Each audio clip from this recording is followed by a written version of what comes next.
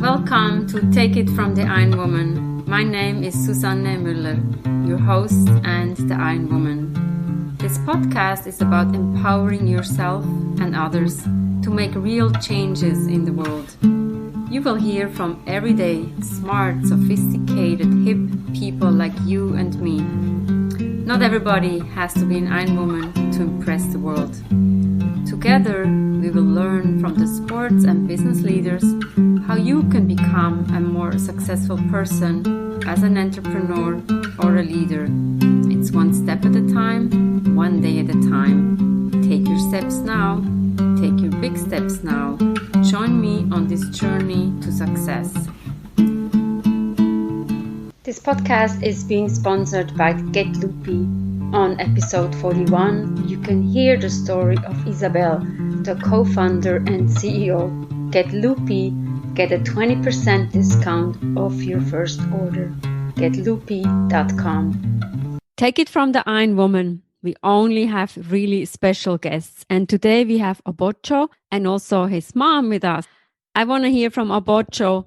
Tell us a little bit about yourself. Introduce yourself. Who is Obocho, the 11-year-old CEO in Brooklyn? My name is Obocho Peters, and I am an 11-year-old CEO from Brooklyn, and I own a children's thrift store that sells affordable clothes and shoes from newborns to 12 years old. That's amazing. So we have a few questions for you. So first of all, thank you so much for taking the time. I know first comes school and then your business, but I'm curious to find out what was the inspiration to do so. And obviously we have your biography in the show notes, but I want to hear from you. What was the inspiration? The inspiration to start this business was to get Avengers Infinity War toys. And when did that happen? Was that a long time ago? 2 years ago. It happened on April 27, 2018. To be very exact. Yes. And who has helped you the most in that venture?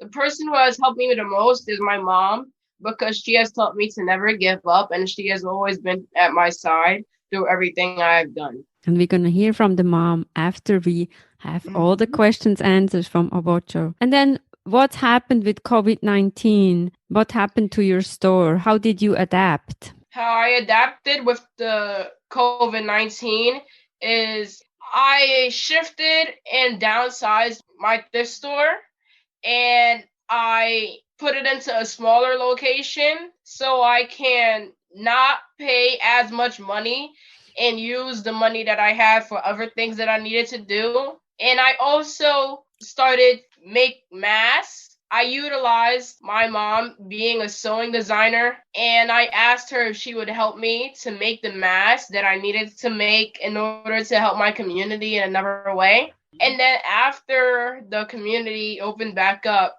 I started to make the masks again with my selling the clothes and shoes. So I not only made the mask, but I also made the clothes and shoes and sold it to my community. That's beautiful.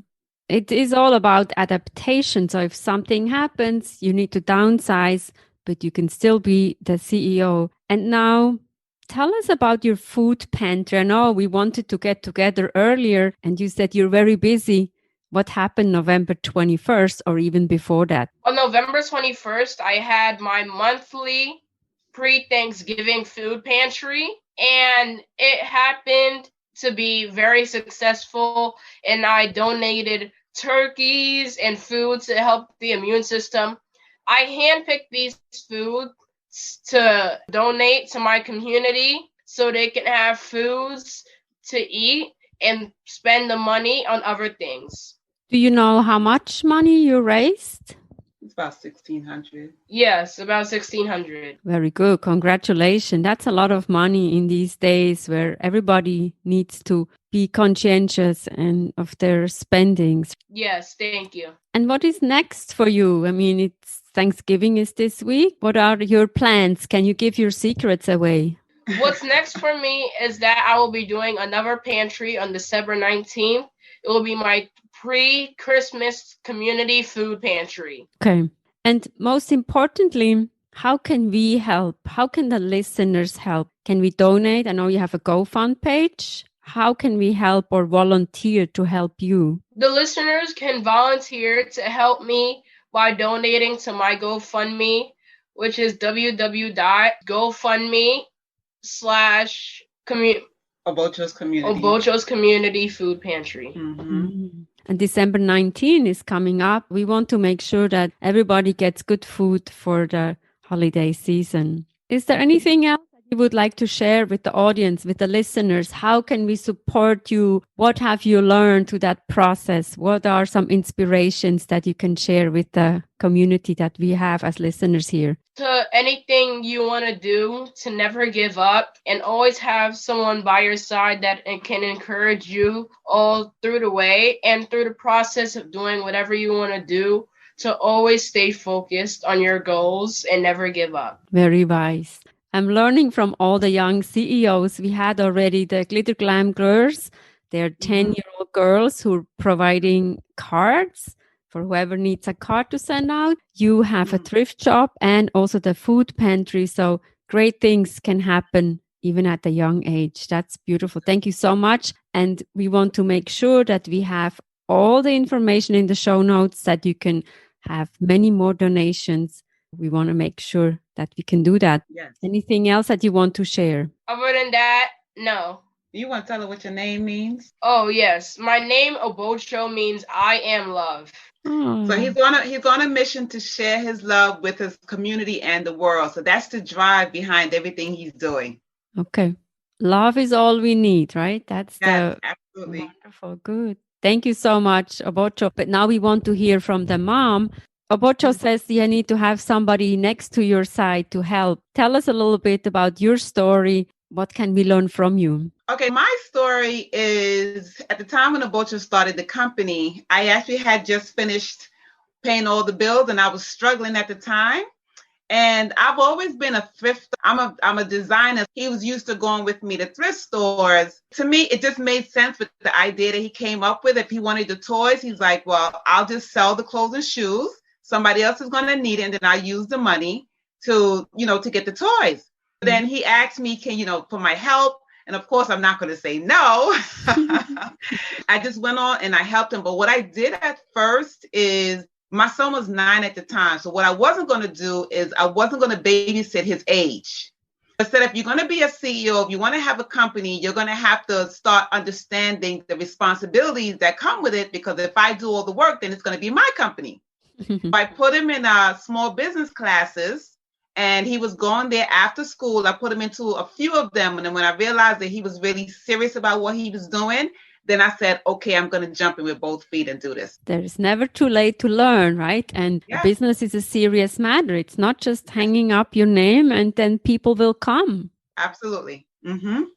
That's amazing. So what I would say is to parents is, as parents, when kids are trying to be creative and express themselves, we have to be careful bringing our own baggage from our childhood or different experiences that we've gone through, different things that's happened to us where we didn't reach our goals.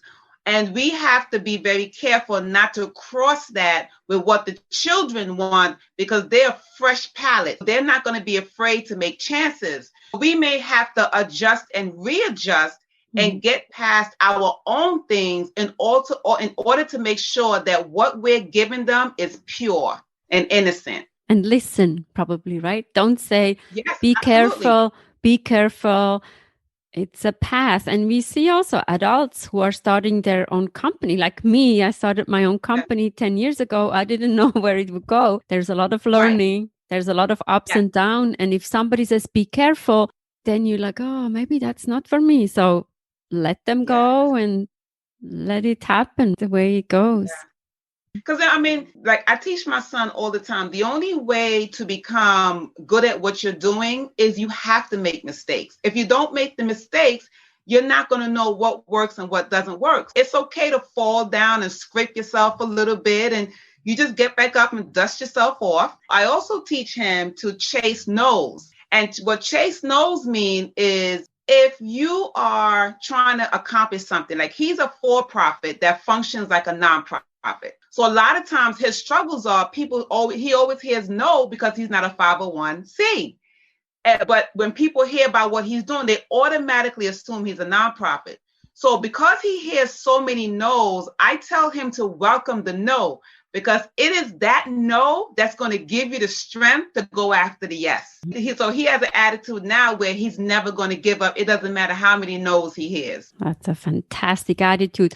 And I learned, maybe, Obocho, I can share that with you. One more no gets you closer to a yes. Mm-hmm. One more no gets you closer to a yes. And actually, when people always say no, you can say yes. No is good. However, this is where we go. So this is very beautiful. And what are your plans for the Thanksgiving, the two of you?